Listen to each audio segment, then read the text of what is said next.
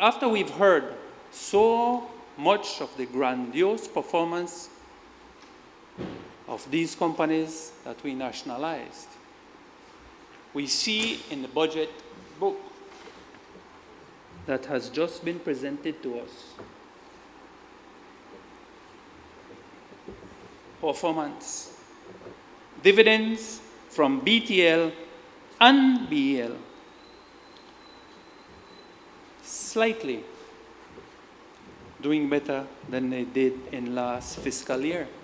Returns of $11.5 million in dividends from B.T.L and B.L combined. And based on the numbers that we have been seeing in the budget presentation, at least for B.T.L, and I'm not going to debate those numbers, although the business community is well on record as having debated the numbers. But let us take an instance that I believe the numbers show that we've invested some 300 plus 400, close to $400 million in B.T.L. And I'm not going to get into the argument again, as I said, because those numbers do not reflect opportunity cost and interest.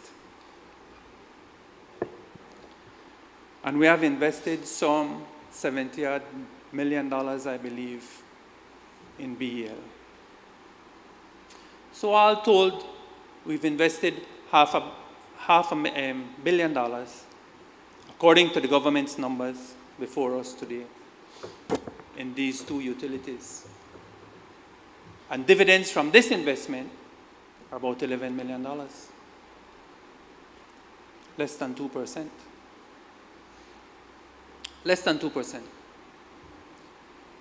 Certainly we could have realized that from just business tax at 1.75%. So one again questions whether these in fact were stellar investments that were going to add a lot to the national purse, when you see both of them combined only putting in $11 million. Once again, there is a loan for a hefty sum of money for what sometimes is a public company and sometimes is a private company that the Belizean taxpayers are asked to pay, but they don't know what they're paying for. We should all have a problem with that. So I don't see how we can even consider this. We should ask for that.